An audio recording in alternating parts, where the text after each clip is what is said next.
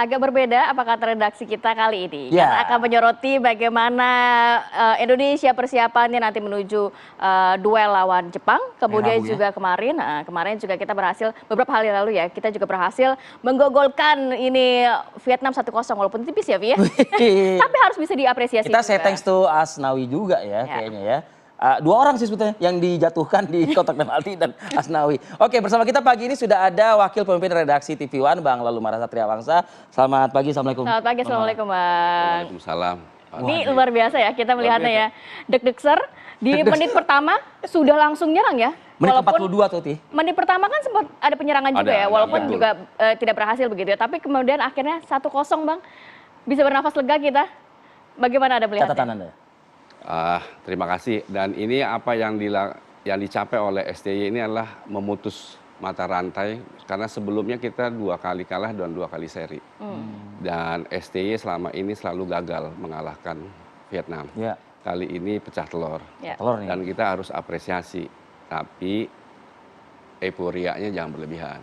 Kenapa begitu, Pak? Karena apa? Masih ada pertandingan yang akan datang. Oh iya sih. Dari Jepang. Jadi bahwa kita bisa mengalahkan Vietnam itu bagus, kita apresiasi. Karena kalau lihat permainannya, determinasinya, soliditasnya di lapangan. Nampaknya cukup pede juga dari awal ya Bang ya? Rasanya iya, karena dengan pasokan pemain yang dari keturunan, itu mental block udah kelebatin. Biasanya ada rasa takut, ada rasa minder, karena bagaimanapun juga Vietnam itu kan sebelum ini kan ranking 96, sementara kita 146, ada selisih 50 poin. Cukup besar. Butuh waktu panjang tuh untuk mencapai itu, untuk bisa masuk. Tapi bagus menurut saya. Nah sekarang bagaimana kita melihat Jepang, karena potensi dan atau peluang kita untuk masuk ke 16 besar terbuka lebar. Dengan catatan, kalau menang kita nggak sabar, syukur-syukurlah, mudah-mudahan kita doain menang. Seri saja. Meskipun Jepang tuh peringkat keberapa, Bang? 17. 17 ya, Bang ya? 17. Kita 140. Sekarang 142 dengan setelah mengalahkan Vietnam. Jadi syukur-syukur kita bisa seri.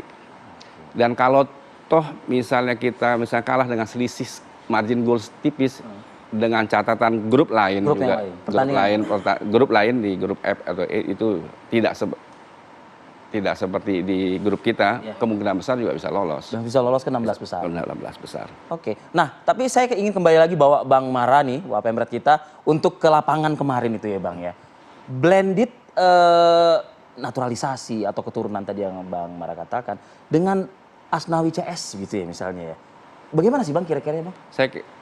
Redaksi memandang bahwa ini memang iya yang harus dilakukan, bahwa apa yang dilakukan oleh PSSI ini memang jalan pintas. Tapi ini harus dilakukan, kalau tidak menunggu dengan sistem kompetisi dengan pembinaan kita seperti saat ini ya lama panjang.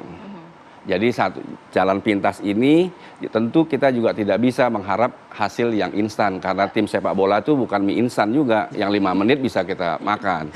Ya, jadi kita harus terima bahwa ini akan prosesnya panjang, dan rata-rata umur itu kan kita paling muda di bawah 24.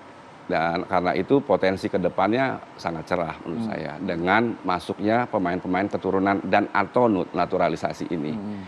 Meski dengan catatan ya antara pendukung yang generasi tua dengan yang muda ini kan berbeda. Misalnya generasi yang tua itu kan masih ada patriotisme yang mengharapkan pemain lokal. Nah sementara yang generasi 2000 milenial ini tidak peduli lagi. Yang penting adalah main bagus dan hasil yang bagus juga. Apapun itu tetap membuat skuad Vietnam, pelatih Vietnam juga terkecoh ya Bang sepertinya. Karena kalau tadi Abang bilang katakan 2 kali menang, 2 kali seri kita. Nah tapi faktanya di 2024 ini untuk Piala Asia 2023 kita membuktikan nih.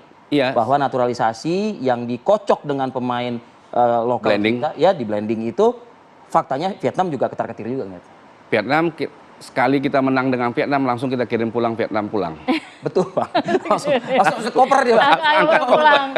Sekali menang langsung angkat koper. Nah, itu Indonesia luar biasa. Kan kita harus apresiasi itu, dan kita lihat dengan Jepang nanti. Ya, Bang, tapi kalau sedikit melihat kemarin beberapa hari lalu begitu ya, permainan antara Indonesia dan juga Vietnam, banyak mengatakan selain juga Indonesia ini kompak dan juga pede sejak awal, tapi juga ya pelatihnya Vietnam juga kayaknya kurang perform gitu. Dan ini sejak ada pergantian ini nampaknya Vietnam juga kurang bagus permainannya, Bang. Nah, jadi bisa diterjemahkan, apakah kita kalah pada saat lawan Vietnam 2 kali kalah dan 2 kali seri itu karena pelatih Vietnam PKS ini seniornya Shin Tae-yong di Korea, jadi ada mental block juga, atau di sisi lain Philippe Troussier yang pelatih sekarang ini dulu pegang Qatar juga lawan Indonesia kalah juga. Ya. Jadi memang ya bisa dari situ juga bisa dilihat dari statistik. Tapi apapun itu bola mencatat hasil akhir, tidak akan mengenang proses jalannya pertandingan udah dilupakan. Jadi pokoknya menang ya itu yang diingat. Gitu. Bang, kalau melihat kita pakai kacamata ke Jepang nih ya nanti hari Rabu ya. Peringkat memang oke lah, itu kan hitung-hitungan ya, berarti ya 17 versus 140 sekian. Bagaimana kita melihat potensi Indonesia bisa setidaknya tadi Bang Mara mengatakan imbang lah begitu loh ibaratnya. Gini, di bola ada istilah bola bundar, apapun bisa terjadi dalam 90 menit. Ya. Kita berharap dengan apa yang ditampilkan oleh anak-anak muda ini Asnawi dan kawan-kawan ini kan tidak ada rasa takut. Mereka berani main dan kelihatan bahwa polanya sudah jelas, build up dari bawah kelihatan. Redaksi. Jadi mereka begitu tidak ada ruang sedikit, mereka bola kembali ke belakang. Tapi yang ya menurut saya potensi ada. Tapi kita harus realistis. Apa yang perlu? Karena peringkat itu kan mencerminkan jam kompetensi dan jam terbang serta pengalaman. Jadi kalau lawan Irak kan kita 146, dia sekitar 67. Kalau bukan karena pengalaman, dengan permainan timnas Indonesia pada saat lawan Irak bukan tidak bagus, tapi karena pengalaman lah Irak bisa keluar dari tekanan psikologis. Itu. Kalau untuk Jepang sendiri apa yang perlu dikhawatirkan sih sebenarnya, Bang? Pemainnya kah, pola permainannya kah? Wah, udah pasti peringkat kan, peringkat kan itu mencerminkan semuanya. Tapi redaksi menyoroti adalah bagaimana bahwa PSSI juga perlu membangun tata kelola sepak bola Indonesia yang lokal, tidak berpuas diri kepada naturalisasi dan atau pemain-pemain yang dari luar keturunan. Karena apa? Dengan seperti ini, itu kan mengkonfirmasi bahwa kompetisi kita tidak menghasilkan pemain yang bagus. Nah, itu tugas berat bagi PSSI, bagaimana pembinaan dari berjenjang dari sejak usia dini. Itulah catatan redaksi. Karena apa? Ada perbedaan yang selang penonton, ada generasi yang patriotis dan generasi yang sandwich ini beda. Gitu. Gitu. Treatmentnya ya. Harus ada treatmentnya. Gitu. Yang penting euforia jangan berlebihan. Jangan berlebihan. Kalau lawan Vietnam kita syukuri kita menang. Sekarang kita lihat, kita tatap Jepang. Kita tatap Jepang. Karena apa? Peluangnya ada. Baik sebagai runner up maupun ya cari peringkat 3 terbaik. Oke. Bicara soal emosional di lapangan ya, bukannya kita seharusnya juga menampak atau menonjolkan emosi yang tidak terkendali, tapi faktanya kita melawan Vietnam bahkan berbuah kartu merah buat skuad Vietnam juga kan pada pertandingan kemarin. Untuk Jepang ini kira-kira apa untuk mengendalikan emosional para pemain di lapangan? Bukti sudah nyata melawan Vietnam yang notabene keras juga pertandingan tersebut, kita masih bisa bertahan, kita masih bisa menahan. Redaksi memandang bahwa kalau soal teknis pasti STY lebih tahu, dan dia memang pelatih pintar, dan buktinya bahwa STY ini kan kita berhasil bukan hanya 17 tahun kita belum pernah tampil di putaran final Piala Asia dan STY membawa timnas. Kedua, nanti di bulan April juga STY juga mau pertama kali membawa timnas U23 kita masuk juga putaran Piala Asia. Nah, pada saat laga ini menurut saya, menurut redaksi adalah ya kita tidak jauh berlebihan, kita harus realistis bahwa ini tampilan pertama. Dan kalau bisa seri dan atau kalah, ya kita harus terima itu. Dan menurut redaksi layak untuk PSSI untuk memperpanjang kontrak STY. Shin Tae-yong ini ya, pelatih PSSI.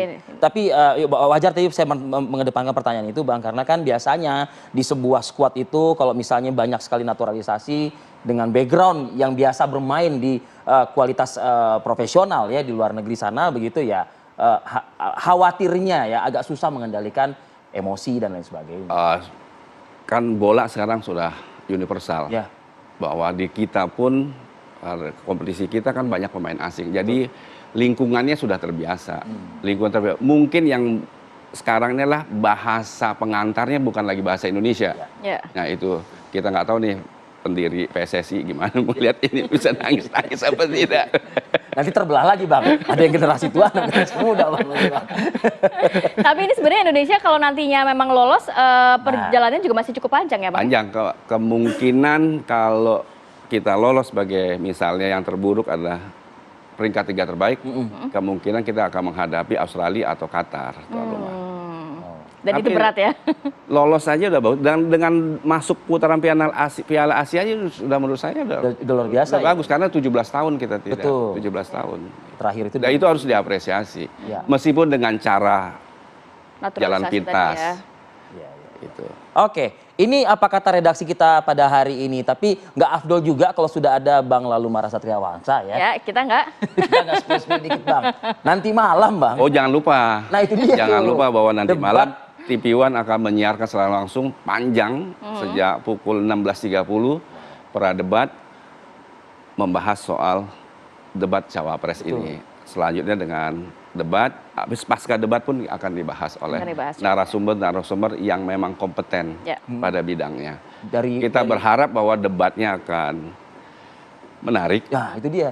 Show-nya menurut Anda bagaimana Bang kira-kira Bang? Ya harusnya show-nya ya debat ini kan harapan TV. Iya. Harapannya TV karena ini yang paling malam nanti ini kan debatnya paling banyak share dan Ya. Betul Bang. yang ditonton orang. Yang biasa nonton sinetron aja kata Bang Mara. Akhirnya nonton nonton debat debat. juga begitu ya Pindah ya. Gitu. Jadi harapannya akan berlangsung dengan menarik dan juga akan lebih banyak substansi yang akan dibahas begitu ya Bang Mara ya.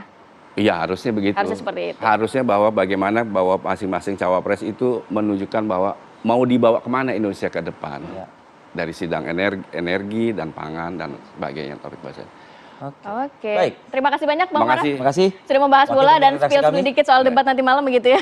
Sehat selalu. Assalamualaikum. Waalaikumsalam.